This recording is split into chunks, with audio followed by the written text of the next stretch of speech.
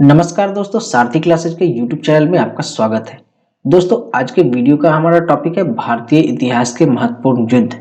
दोस्तों, इस वीडियो में हम लोग मॉडर्न हिस्ट्री के इम्पोर्टेंट वार्स को देखेंगे।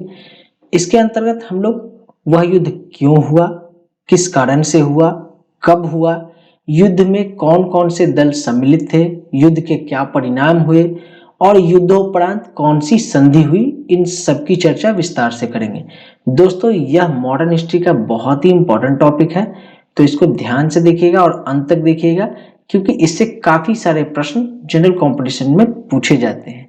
तो आइए जल्दी से वीडियो को शुरू करते हैं। सबसे पहला युद्ध है कर्नाटक का प्रथम युद्ध, जो कि 1746 से 1748 के बीच में हुआ था। तो ये आपको पहला फैक्ट हो गया दोस्तों। उसके बाद इसमें ये कौन कौन सी पार्टी थे, तो पार्टी थे अंग्रेज और फ्रांसीसी।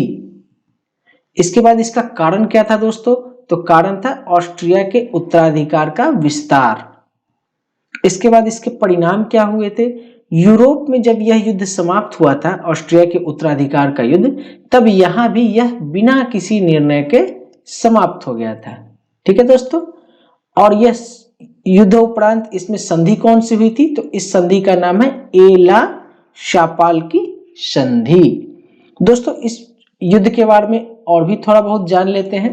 दोस्तों, यह युद्ध ऑस्ट्रिया के उत्तराधिकार के युद्ध का विस्तार मात्र था। ब्रिटिश सरकारों की आज्ञा के विरुद्ध दोनों दल यानी अंग्रेज और फ्रांसीसी ने युद्ध प्रारंभ कर दिया, परंतु यूरोप में जैसे ही युद्ध समाप्त हुआ, वैसे ही कर्नाटक का प्रथम युद्ध भी समाप्त हो गया है। और यह ए ला शापाल की जो संधि है, जो कि 1748 ईस्वी में हुई थी, के साथ ऑस्ट्रिया के उत्तराधिकार का युद्ध समाप्त हुआ और यहां भी यह युद्ध बिना किसी निर्णय के समाप्त हो गया था। इस युद्ध के प्रथम दौर में दोनों दल बराबर रहे थे। स्थल पर फ्रांसीसी श्रेष्ठ रहे, जबकि नौसेना में अंग्रेजों ने फ्रांसीसियों को काफी पछाड़ा था। दोस्तों, अब दूसरे युद्ध की तरफ बढ़ जाते हैं। तो यह है कर्नाटक का द्वितीय युद्ध। यह हुआ था 1749 से 1754 के बीच में। इसमें भी दल कौन कौन से थे, तो एक दल था अंग्रेज और दूसरा फ्रांसीसी। कारण क्या रहा दोस्तों, कारण रहा था हैदराबाद एवं कर्नाटक के उत्तराधिकार की लड़ाई। परिणाम क्या हुए, कर्नाटक में अंग्रेज समर्थित प्रत्याशी व हैदराबाद में फ्रांसीसी सत्ता पर काबिज हुए। मतलब कर्नाटक में जिन्हें अंग्रेजों ने समर्थन दिया वो जीते और हैदराबाद में जिन्हें फ्रांसीसियों ने समर्थन दिया वे जीते थे। नोट में देख लीजिए दोस्तों, हैदराबाद में नासिर जंग और मुजफ्फर जंग तथा कर्नाटक में अनवरुद्दीन एवं चंदा साहेब के बीच में उत्तराधिकार की लड़ाई थी। जो ये अभी मैंने कारण में बताया कि हैदराबाद और कर्नाटक के उत्तराधिकार की लड़ाई थी ये, तो वो किसके किसके बीच में थी, तो हैदराबाद में नासिर जंग और मुजफ्फर जंग और कर्नाटक में अनवरुद्दीन और चंदा साहेब। इस युद्ध के बारे में और भी थोड़ा बहुत जान लेते हैं दोस्तों। कर्नाटक के प्रथम युद्ध से डुप्ले की राजनीतिक लालसा काफी बढ़ गई थी। उसने फ्रांसीसी राजनीतिक प्रभाव को बढ़ाने के उद्देश्य से भारतीय राजवंशों के झगड़ों में भाग लेना शुरू कर दिया था।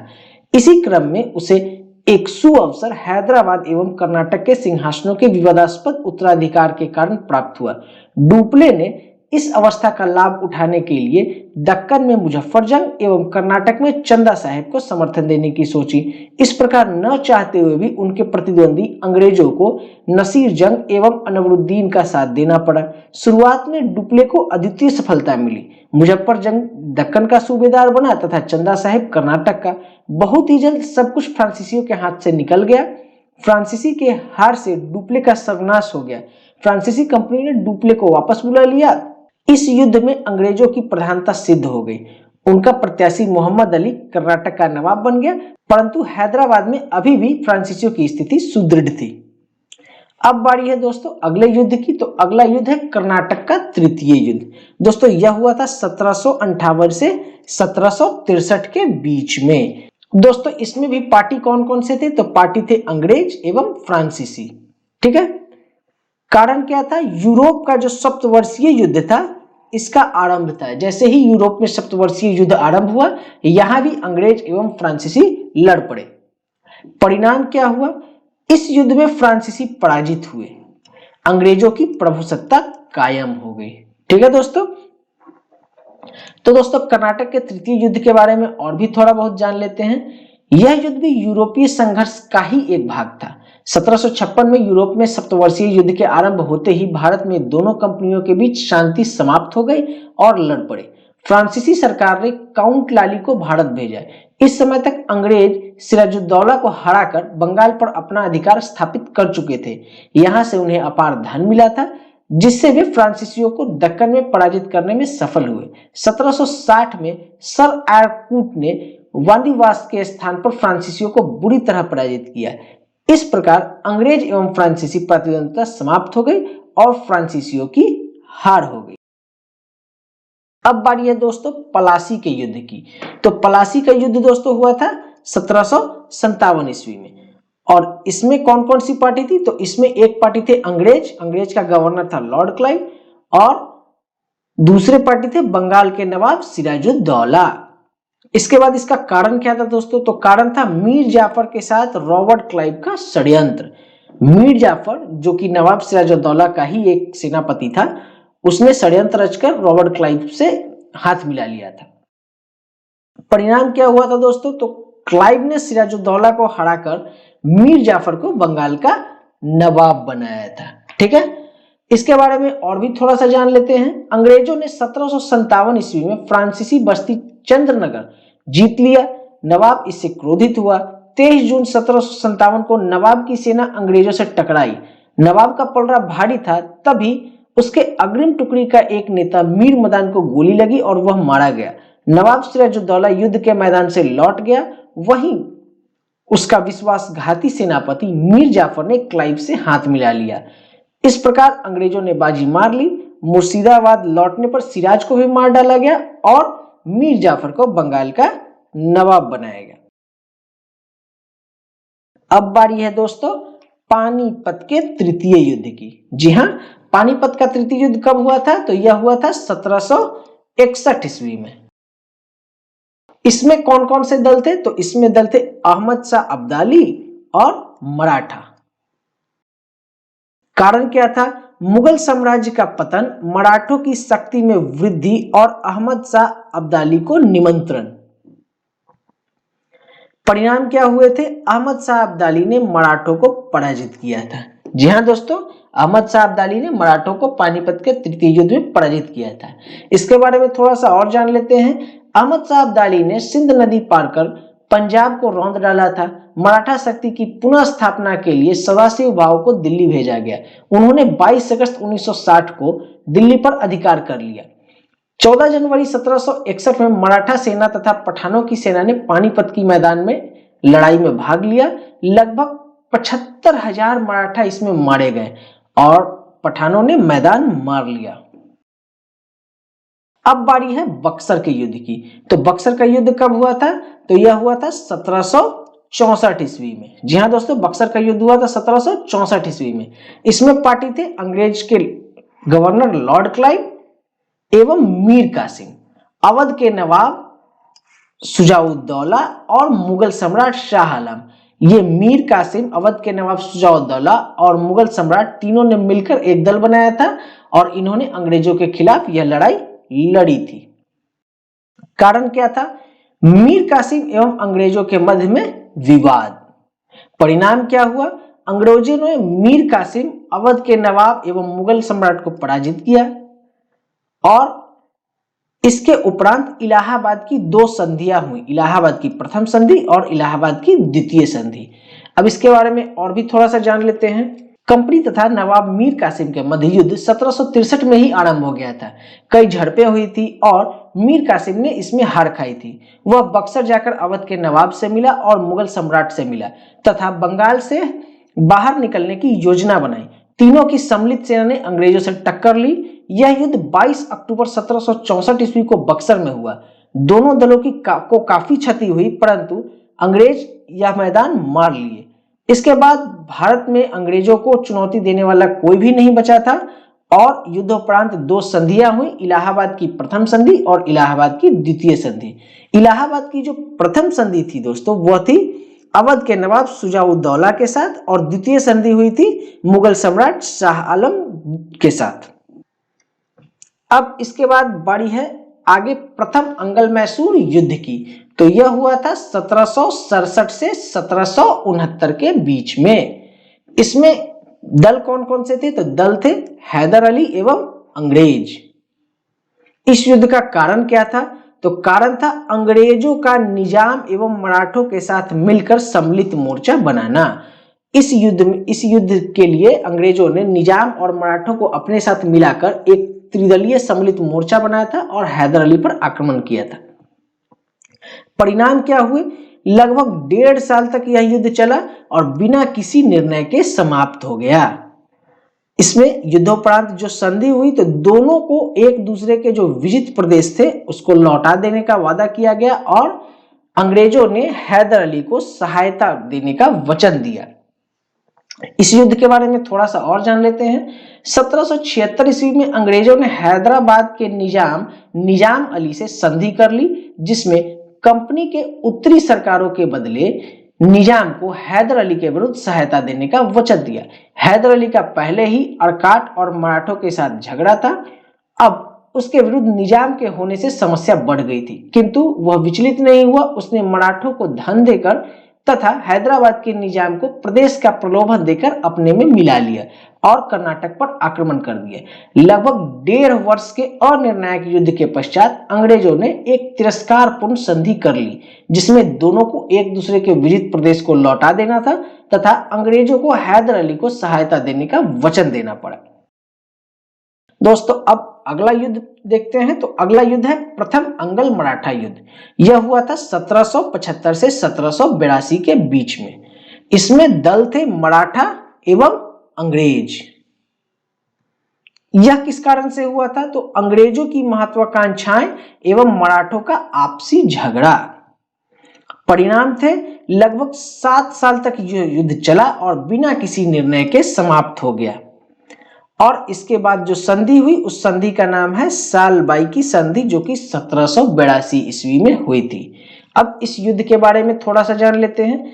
जैसे ही रॉबर्ट क्लाइव ने बंगाल, बिहार और उड़ीसा में दोहरी प्रणाली स्थापित कर ली, उसके बाद वह इसे महाराष्ट्र में भी स्थापित करना चाहता था। 1772 में माधवराव की मृत्यु के पश्चात उनका पुत्र नारायण राव अपने चाचा रघुनाथ राव, जो कि पेशवा बनना चाहता था, के षड्यंत्र का शिकार बन गया। जब नारायण राव के मरणोपरांत उसका पुत्र हुआ, तब रघुनाथ राव हताश होकर अंग्रेजों से सूरत की संधि कर ली ताकि वह अंग्रेजों की सहायता से पेशवा बन सके। इसके बाद अंगल मराठा युद्ध शुरू हुआ, जो कि 7 वर्षों तक चला और अंत इसका बिना किसी निर्णय के हुआ और आखिरी में सालाबाई की संधि हुई। अब आगे बढ़ते हैं। अब है द्वितीय अंगल मैसूर युद्ध। तो यह हुआ था 1780 से 1784 के बीच में। इसमें पार्टी थे, दल थे हैदर अली, निजाम और मराठा एक तरफ तथा दूसरी तरफ अंग्रेज। कारण क्या था? अंग्रेजों द्वारा माही को जीतने का प्रयत्न करना। परिणाम क्या हुआ? लगभग 4 साल तक यह युद्ध चला और बिना किसी निर्णय के समाप्त हो गया। और संधि कौन सी हुई थी? तो युद्धोपरांत जो संधि हुई थी उसका नाम है मंगलौर की संधि, जो कि 1784 ईस्वी में हुई थी। अब इस युद्ध के बारे में थोड़ा सा जान लेते हैं। तो 1769 ईस्वी की संधि में अंग्रेजों को हैदर अली का समर्थन देना था, किंतु हैदर अली ने अंग्रेजों पर आरोप लगाया कि 1771 में मराठों के साथ जो युद्ध हुआ उसमें अंग्रेजों ने नियमानुकूल समर्थन नहीं दिया। दूसरी ओर हैदर अली ने देखा कि बंदूक, तोप तथा गोला बारूद की आवश्यकताओं के लिए अंग्रेजों के स्थान पर फ्रांसीसी अधिक सहायक थे। कुछ सामान मालाबार तट से फ्रांसीसी बंदरगाह माही द्वारा सीधे मैसूर तक पहुंचता था। इस प्रकार अंग्रेजों को हैदर अली एवं फ्रांसीसी के संबंधों पर संदेह हुआ। इसके बाद जब अंग्रेजों ने माही को जीतने का प्रयत्न किया, तब हैदर अली ने निजाम तथा मराठों के साथ मिलकर अंग्रेजों के विरुद्ध संयुक्त मोर्चा बना लिया। जुलाई 1780 में हैदर अली ने कर्नाटक पर आक्रमण कर दिया तथा अरकाट को जीत लिया। इसी बीच अंग्रेजों ने हैदर अली से निजाम एवं मराठों को अलग कर दिया। इसके बाद हैदर अली पोर्टो नोवो के स्थान पर परास्त हो गया, परंतु अगले वर्ष पुनः उसने अंग्रेजों को बुरी तरह हराया। 7 दिसंबर 1782 ईस्वी को उसकी मृत्यु हो गई। इसके बाद उसका पुत्र टीपू सुल्तान ने इस युद्ध को 1 वर्ष तक जारी रखा और मार्च 1784 में बिना किसी निर्णय के मंगलौर की संधि के साथ यह युद्ध समाप्त हो गया। अब बढ़ते हैं अगले युद्ध की तरफ। तो अगला युद्ध है तृतीय अंगल मैसूर युद्ध। तो तृतीय अंगल मैसूर युद्ध चला था 1790 से 1792 के बीच में। इसमें दल थे टीपू सुल्तान तथा अंग्रेज, और अंग्रेज के साथ थे मराठा एवं निजाम। कारण क्या था? कारण था टीपू सुल्तान का ट्रावनकोर पर आक्रमण। परिणाम क्या हुआ? टीपू सुल्तान इसमें पराजित हो गया और उसे एक संधि करनी पड़ी, जिस संधि का नाम था श्रीरंगापट्टम की संधि, जो कि 1792 ईस्वी में हुई थी। 1784 के पिट्स इंडिया एक्ट के तहत यह स्पष्ट कर दिया गया था कि कंपनी कोई नया प्रदेश जीतने का प्रयत्न नहीं करेगी। तब भी लॉर्ड कॉर्नवालिस ने निजाम तथा मराठा के साथ मिलकर टीपू के विरुद्ध षड्यंत्र रचा। टीपू ने जब 1790 ईस्वी में ट्रावनकोर पर आक्रमण करने का निर्णय लिया तो अंग्रेजों ने इसी मौके का फायदा उठाकर ट्रावनकोर के राजा का पक्ष लिया। टीपू ने कड़ा प्रतिरोध किया, परंतु जब उसने देखा कि युद्ध जारी रखना संभव नहीं है तो मार्च 1792 ईस्वी में श्रीरंगपट्टम की संधि कर ली। यह युद्ध में टीपू को बहुत क्षति हुई, किंतु वह अपने राज्य को पूरी तरह समाप्त होने से बचा लिया। अब बारी है अगले युद्ध की, जिसका नाम है चतुर्थ अंगल मैसूर युद्ध। यह हुआ था 1799 ईस्वी में। इसमें जो पार्टी थे वह थे टीपू सुल्तान और अंग्रेज। इसका कारण था वेलेजली के साम्राज्य विस्तार की नीति। परिणाम क्या था इसका? टीपू सुल्तान पराजित होकर वीरगति को प्राप्त हो गया। 1798 ईस्वी में लॉर्ड वेलेजली भारत आया, जो कि एक साम्राज्यवादी गवर्नर था। उसने यह दृढ़ निश्चय किया कि या तो टीपू को पूर्णतः समाप्त कर दो या उसे अपने अधीन कर लो। इसके लिए उसने सहायक संधि का मार्ग अपनाया। उसने टीपू सुल्तान पर दोष लगाया कि वह निजाम और मराठों के साथ मिलकर अंग्रेजों के विरुद्ध षड्यंत्र रच रहा है, साथ ही फ्रांसीसियों के साथ मिलकर मोर्चा बना रहा है, और अप्रैल 1799 ईस्वी में टीपू के विरुद्ध अभियान की शुरुआत कर दी। 4 मई 1799 ईस्वी को अंग्रेजों ने श्रीरंगापट्टम के दुर्ग को जीत लिया तथा मैसूर की स्वतंत्रता इसी के साथ समाप्त हो गई। टीपू लड़ते लड़ते वीरगति को प्राप्त हो गया। अंग्रेजों ने वाडियार वंश के एक बालक को मैसूर का राजा बना दिया तथा उस पर सहायक संधि लाद दी। अब बढ़ते हैं अगले युद्ध की तरफ, जिसका नाम है द्वितीय अंगल मराठा युद्ध। यह चला था 1803 से 1806 ईस्वी के बीच में। इसमें पक्षकार कौन कौन थे? तो एक दल था मराठा और दूसरे दल अंग्रेज। कारण क्या था दोस्तों? तो वेलेजली की साम्राज्य विस्तार की नीति और मराठों के आपसी झगड़े। परिणाम क्या हुआ? मराठा शक्ति समाप्त तो नहीं हुई बल्कि काफी निर्बल हो गई। दोस्तों, लॉर्ड वेलेजली ने सहायक संधि का जाल मराठों के लिए बिछाया। मराठों ने इस जाल से बचने का प्रयत्न किया, किंतु आपसी झगड़ों के कारण असफल रहे। पूना के मुख्यमंत्री नाना फडणवीस की मृत्यु 1800 में हुई थी। इसके उपरांत पेशवा बाजीराव ने अपनी स्थिति को बनाए रखने के लिए मराठा सरदारों के बीच में आपसी झगड़े करवाए। दौलत राव सिंधिया एवं जसवंत राव होलकर दोनों पूना में अपनी श्रेष्ठता जमाना चाहते थे। सिंधिया इसमें सफल रहे तथा बाजीराव पर सिंधिया का प्रभुत्व जम गया। अप्रैल 1801 ईस्वी में पेशवा ने जसवंत राव होलकर के भाई विट्टू जी की निर्मम हत्या कर दी। होलकर ने पूना पर हमला कर दिया तथा पेशवा एवं सिंधिया को पराजित किया तथा पूना पर अधिकार कर लिया। बाजीराव पेशवा इससे आहत होकर भाग गया और भागकर जाकर बसीन में शरण ली तथा 31/12/1802 को अंग्रेजों के साथ एक संधि कर ली। और अगला युद्ध है तृतीय अंगल मराठा युद्ध। यह कब से कब तक हुआ था? तो यह हुआ था 1817 से 1818 के बीच में। इसमें पार्टी थे मराठा एवं अंग्रेज और कारण था हेस्टिंगस की आक्रांता रुख और मराठों का निर्बल होना। परिणाम हुए कि इस युद्ध के साथ मराठा साम्राज्य का अंत हो गया। दोस्तों, यह युद्ध वारेन हेस्टिंगस के भारत पर आने पर आरंभ हुआ था। उसने आक्रांता का रुख अपनाया और अंग्रेजों को सर्वश्रेष्ठ बनाने का प्रयत्न किया। हेस्टिंगस ने पिंडारियों के विरुद्ध अभियान में मराठों के प्रभुत्व को चुनौती मिली। इस प्रकार मराठों एवं अंग्रेजों के मध्य संघर्ष प्रारंभ हो गया। हेस्टिंगस ने नागपुर के राजा पेशवा तथा सिंधिया को बहुत अपमानजनक संधियां करने पर बाध्य किया। विवश होकर पेशवा, अप्पा साहिब और मल्हार राव होलकर द्वितीय ने युद्ध की ठान ली, जिसमें उन्हें पराजय मिली और इसके साथ मराठा साम्राज्य का अंत हो गया। अब बढ़ते हैं अगले युद्ध की तरफ, जिसका नाम है प्रथम अंगल सिख युद्ध। यह चला था 1845 से 1846 ईस्वी के बीच में। जी हाँ दोस्तों, इसमें एक पक्षकार थे महाराजा दलीप सिंह और दूसरे अंग्रेज। इसका कारण क्या था? तो रणजीत सिंह की मृत्यु, जो कि दिलीप सिंह के पिता थे, तथा पंजाब में उनकी मृत्यु के बाद अराजकता का फैलना। परिणाम क्या हुए? सिखों को इस युद्ध में बुरी तरह का हार का सामना करना पड़ा। अंग्रेज सदैव पंजाब की उर्वर भूमि को ललचाई दृष्टि से देखते थे। 1844 ईस्वी में जब लॉर्ड हार्डिंग गवर्नर बनकर भारत आया तो उसने पंजाब में सेना को बढ़ाने एवं सुदृढ़ करने में लग गया।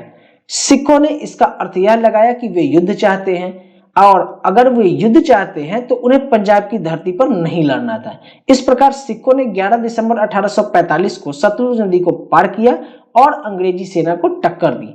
13 दिसंबर 1845 को लॉर्ड हार्डिंग ने युद्ध की घोषणा कर दी और कहा कि महाराजा दिलीप सिंह के राज्य का वह भाग जो सतलुज नदी के बाईं ओर है उसे अंग्रेजी राज्य में मिला लिया जाता है। इस युद्ध में सेनापति लाल सिंह ने विश्वासघात किया।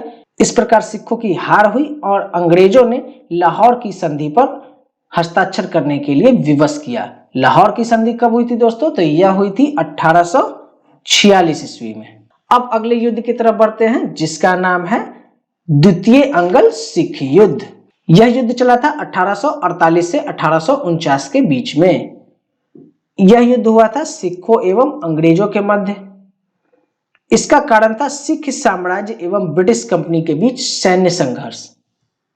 परिणाम क्या हुआ? सिख साम्राज्य का पतन हो गया।